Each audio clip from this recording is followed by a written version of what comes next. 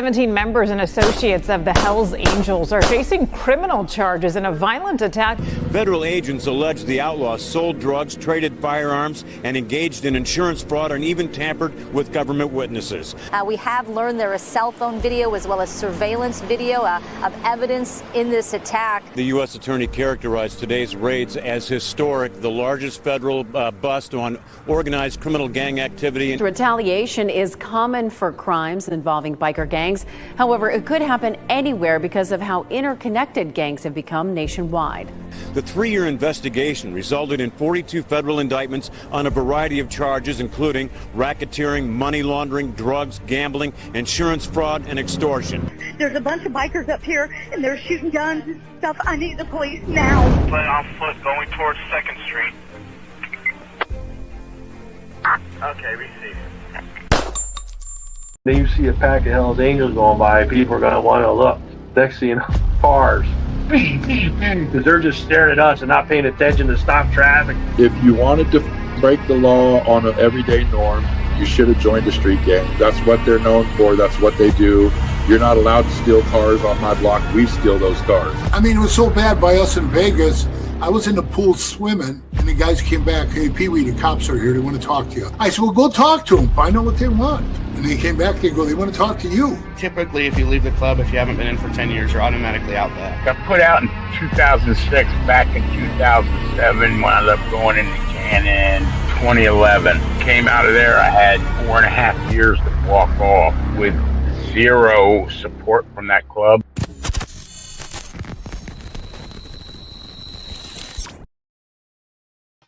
Welcome to this episode of Chattin with Staxx. I'm your host, Bill Staxx, and today we're going to talk about the other Pagan member that pled guilty and what does this mean for the club. We got some other things to talk about. Some wild things are going on. So before we get started, make sure you hit the like button, subscribe, tell a friend to tell a friend, tell your mother's, brother's, sister's friend about Chattin with Staxx and tell them I got the dopest content on YouTube. And if you guys aren't aware, Swifty Blue, the rapper, is in a world of shit. Oh, yes, he is. So 19 people were charged. Alleged Mexican mafia members with conspiracy to kill Swifty Blue. Oh, yeah. And he has cases pending out in California. So 19 people have been charged, and we're going to get into that. Lindsay, how are you? Thank you for joining me today. Make sure you check out the Patreon. We got exclusive content on Patreon. You cannot see it on YouTube. Make sure you guys check that out. So the rapper Swifty Blue, this guy, he's the one that always tells people they got to check in and all this shit. And then the cornballs do it, right? They check in with this loser. But he is in a world of shit. So he has pending gun charges right now, I believe. And 19 were charged in an alleged Mexican mafia with conspiracy to kill LA Raptor Swifty Blue. Manuel Snuffy Quintero, a reputed member of the Mexican mafia, put a hit on rapper who was later stabbed in jail, prosecutors say. Los Angeles County prosecutors on Wednesday charged 19 people with conspiring to murder a rapper who allegedly angered members of the Mexican Mafia, a prison-based syndicate of Latino gang members. According to a complaint filed in the LA County Superior Court, accused Mexican Mafia member Manuel Snuffy Quintero issued an order in 2022 to kill Nelson Albrego, who performs under the stage name Swifty Blue. In the complaint, prosecutors describe a sprawling conspiracy that played out over TikTok messages and recorded jail phone calls. drawing in prisoners from Kern County, jail inmates in downtown Los Angeles, and gang members in Paramount. The southeast Los Angeles County, city, and both Quintero and Albrego call home. Quintero, 49, was arrested Wednesday and has yet to enter a plea. It wasn't clear from court records whether he has a lawyer. A longtime member of the Paramount Barrio gang, Quintero has served prison time for assault, manufacturing methamphetamine, and false imprisonment, court records show. On New Year's Eve in 2022, an alleged subordinate of Quintero, Giuseppe Clever Lavea, told an informant he notified gang members in Paramount, Compton, and downtown LA that they had instructions to attack Albrego. On site, the complaint says.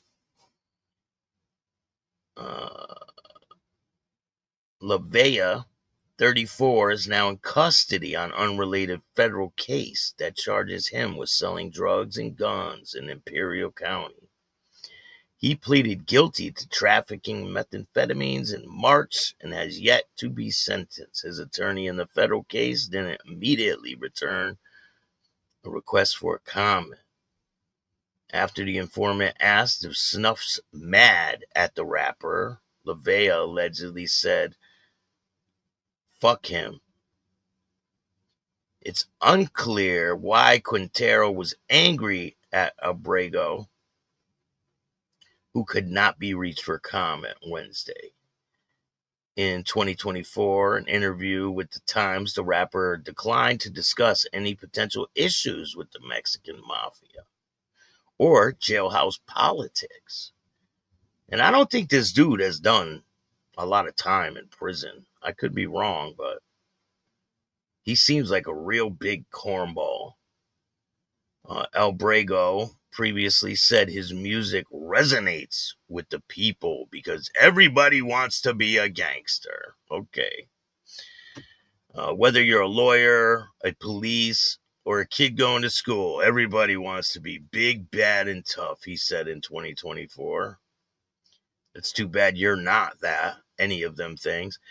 8 months after he spoke to the informant, the complaint says, Lavea warned another person in a TikTok message to stay away from the rapper. Let me give you a little 411. You won't get misguided with the internet, he wrote, according to the complainant. With Swifty, his career is done. I talked to him and tried to guide him, but he didn't listen, Lavea allegedly continued, adding, the now rapper is getting his blues in Men's Central Jail. In November 2023, Albrego was jailed on gun possession charges.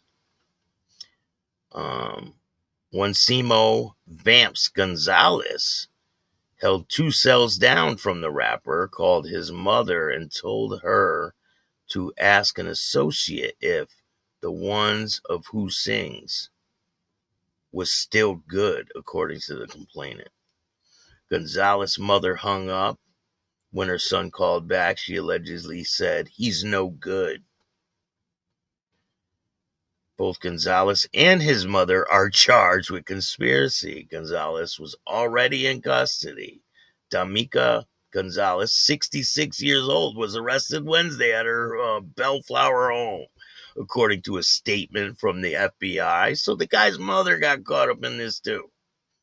2 days after the mother and son spoke, another jail inmate, Jonathan Dreamer Quavdo, I could be saying that wrong, but oh well, called a man in prison in Kern County who was using a contraband cell phone, according to the complaint. After mentioning Swifty Blue, Quindo allegedly asked Jacob Eagle David if he recalled a Rasa rapper who was in the shower. Prosecutors believe this was referring to Jamie Valdez, a rapper known as Money Sign Sway, who was stabbed to death in the shower at correctional training facility in Soledad in 2023. The end result should be the same, allegedly replied by David, who was in prison for carjacking and robbery. The next day, the complainant said David instructed Quindabo to tell the attackers handle that shit with prejudice. You know how that little court term, this shit with prejudice? Quindabo allegedly confirmed, already in motion. When inmates were let out of their cells at 5:50 in the morning to take a shower, Adrian Slick, Benno, Andrew Longo, Jade Crazy Valley entered Albrego's cell, the complaint says, when Michael Weasel Ortiz obstructed a nearby camera. Bendero Valley beat up the rapper and sliced him, prosecutors charged. About 5 hours later, Quindaro called a woman from the jail and asked her to tell David in state prison, "Oh boy got his rap session," according to the complaint. They didn't really get a good show, he said. Expect them to be performing in probably the 400th floor, another area of the jail here soon. The attempt on Albrego's life was unsuccessful, and by March of 2024, the complainant says, Leyva told Joshua Demons at Ewin in a TikTok message the rapper was recording a live stream outside his family's home as we speak. Ewan drove to the house around 1 a.m. and sent Leyva a photograph of a gun in a cup holder of the car, according to the complaint. He ain't here, he wrote. See, these people are so dumb. Like, they think TikTok messages aren't recorded. Later, Ewan allegedly told Leyva he sent people to vandalize Albrego's family home, according to the complaint. He sent photographs of graffiti that read Swifty Blue 187, a reference to California Penal Code for murder. Ewan, 37, eluded arrest Wednesday and remains at large, according to the FBI. So these people are getting rounded up, but this guy's got to go back to prison. He was only in county jail, so it's not going to be good for him. Because you know how they do. If the Mexican mafia wants you, they're going to get you. And that's it. Like, they got a contract on this kid. And now 19 people are charged. He's done. Even if they put him in protective custody, he's still going to get smoked. Path Killer, what's going on? How are you? Thank you for sharing that, Lindsay. I appreciate it. The W Number podcast. What's going on, man? How you doing?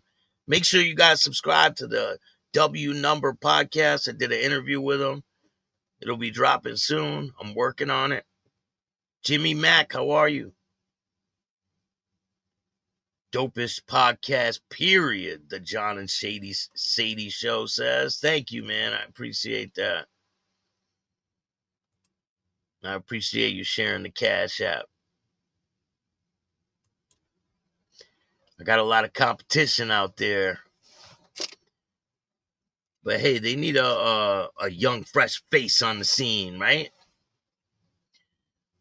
But anyway, let's get to the topic at hand. Today, we're talking about the Pagans Motorcycle Club. You guys know that there was a crazy situation over there in the Midwest where these guys are now getting convicted. Well, they're pleading guilty. So what does this mean for the Pagans Motorcycle Club? It says motorcycle gang member pleads guilty to 2023 bar attack.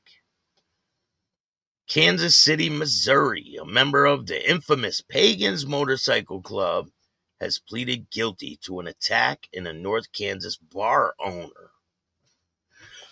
The U.S. Attorney in the District of Western Missouri announced Wednesday, June 18th, that Jarrid Hammer, a.k.a. Hammer, 45 years old, of Blue Springs, has pleaded guilty to assault resulting in serious injury in aid of racketeering.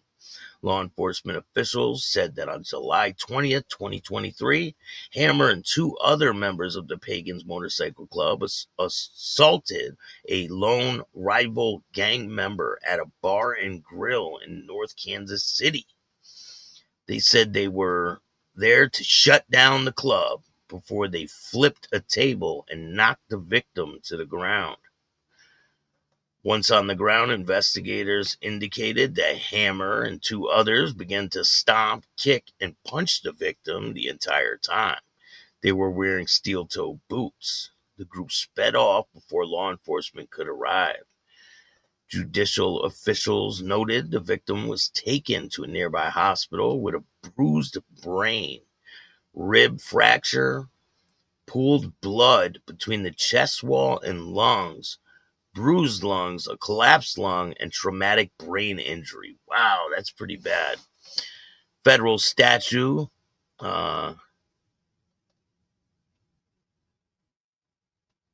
says that Hammer could be sentenced to a maximum of 20 years in prison without the chance of parole at a sentencing hearing will be held after the completed of a pre-sentence investigation by the U.S. Probation Office. Wow, he could be screwed. The plea follows various convictions of other members of the Pagans Motorcycle Club. The gang has been associated with a number of threats, attacks, and even a mass shooting. It says no further information about this case has been released. So this guy is looking at 20 years in prison. Now, here's another article when another pled guilty, because they've been pleading guilty. It's been going down the line. Like all the people involved, they're pleading guilty. Boom, boom, boom, boom. So here's another article when they pled guilty. It says Kansas City, Missouri, a motorcycle gang member could spend up to 20 years in prison after he admitted he earned patches for attacks carried out on rival clubs. Now, what does this mean for the Pagans Motorcycle Club? And what does it mean when they plead guilty to conspiracy in aid of racketeering? I don't think it's good for the club in general, because it kind of, they're admitting that the club is a criminal enterprise as a whole, which it's not. It's a motorcycle club. If certain members are out doing criminal activity, it's not the club in a whole's fault, but it reflects on the club. So these people are pleading guilty, and it's like a domino effect. The U.S. Attorney's Office in the Western District of Missouri announced Tuesday afternoon, May 20th, that Jeremiah Hahn, 42, a member of the Pagans Motorcycle Club, pleaded guilty to his involvement in an attempted armed assault against members of a rival motorcycle gangs. Court records indicate that Hahn, also known as Passow, pleaded guilty to assault with a dangerous weapon in aid of racketeering, attempting to commit assault with a dangerous weapon in aid of racketeering, and possession of a firearm by a felon.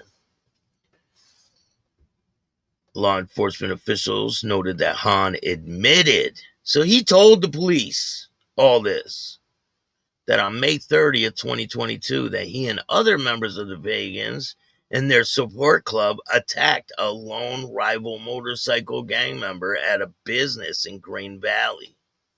In addition to his fists, they used an axe handle during the attack.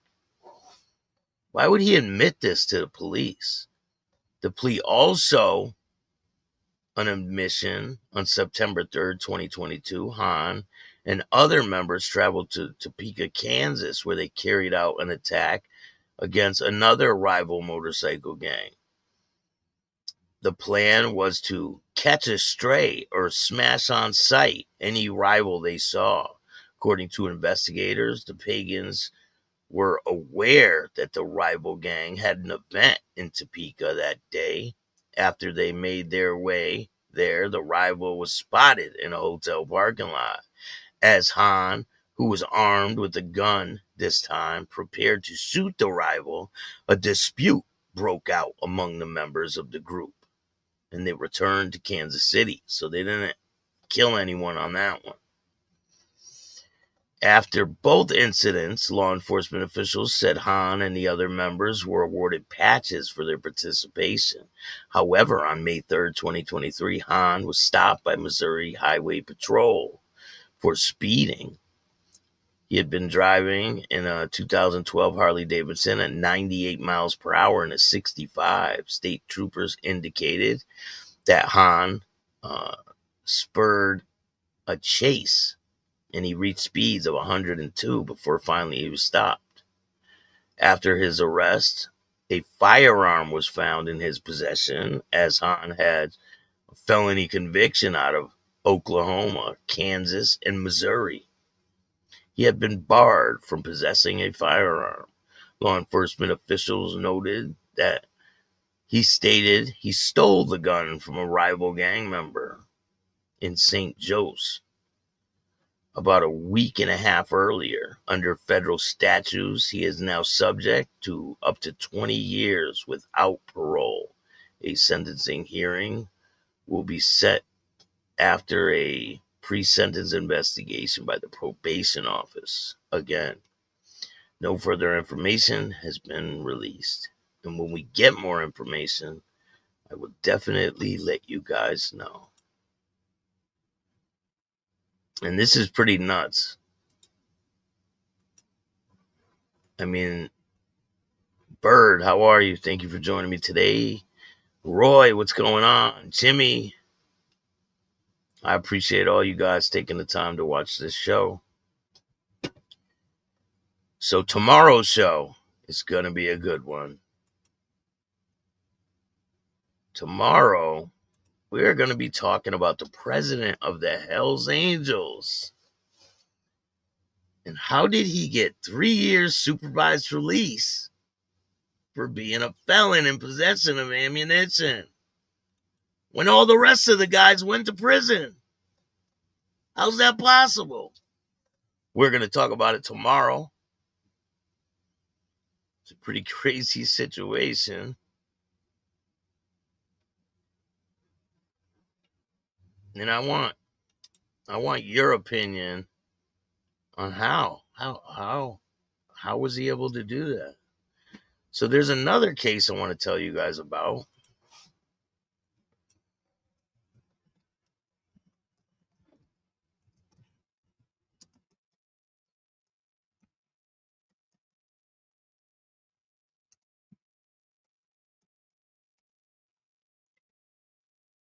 This comes out of Connecticut.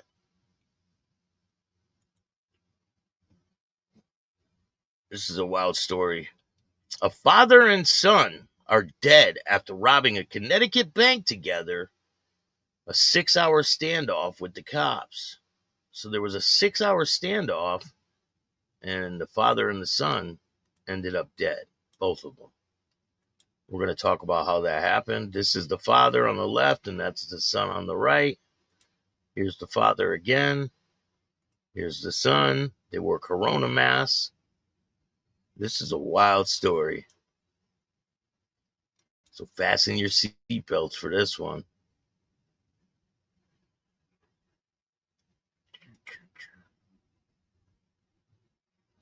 A father and a son have both died after robbing a Connecticut bank and then being found with gunshot wounds after a 6-hour standoff with police.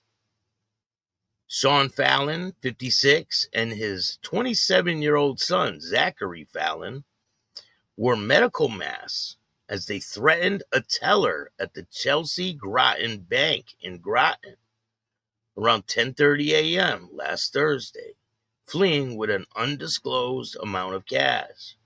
Cops finally found the getaway car at a nearby Super 8 motel about 6 hours later, sparking a standoff as the father and son claimed they were armed with both firearms and explosives and refused to surrender, Groton police said. Gunshots were heard from inside the suspect's hotel room about 6 hours into the standoff. So this is about 12 hours after the bank robbery that this happened, and they heard 2 gunshots. Police said with drones, confirming that both suspects were incapacitated by apparent gunshot wounds. A bomb squad finally cleared and entered the room hours after the motel had been cleared of all its visitors. However, no explosives were found. The police said, without detailing what weapons the pair had. The father and son, both from Charleston, Rhode Island, were rushed to Lawrence Memorial Hospital, where Zachary Fallon was pronounced dead hours later. The father was hospitalized for several days, but later died from his injuries on Monday. So this happened on a Thursday, and he died from his injuries on Monday. The police told the Connecticut newspaper that official cause of death from both father and son will be determined from the medical examiner's office. This was an extremely dangerous and volatile situation, and I want to condemn the bravery and professionalism of law enforcement and personnel involved in bringing this to a close, said the police chief. This is a wild situation. Now, why would you bring your son into a situation like this? It makes no sense. Why would you bring your 27-year-old son that has his whole life ahead of him into a situation like this? I don't care how bad you think your life is. There is no reason to bring your kid into something like this and have him doing shit like this. And now his life is cut short forever for what? For a couple of dollars that they can't spend. Al, what's going on? How are you? Street gang is different from biker gang, but some biker gangs do exist, though. Definitely do. Build a rep, maybe. Hey, what's going on? How you doing? I appreciate all you guys taking the time to check out my show. We got a lot of content on the way. He brainwashed his son. Yeah, he must have. It's crazy. Like what? They didn't even spend the money. I mean, did they get to stop anywhere and spend the money? And big deal. You live for what? 6 hours? That's not a father. A father protects their son. 100%.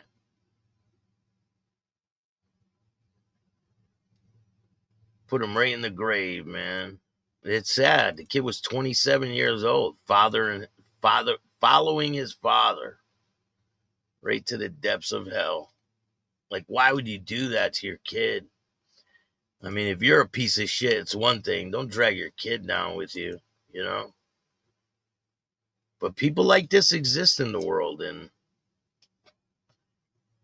takes all kinds to make the world go round, right? It's just sad. I mean, the kid could have worked somewhere and made his own way in life.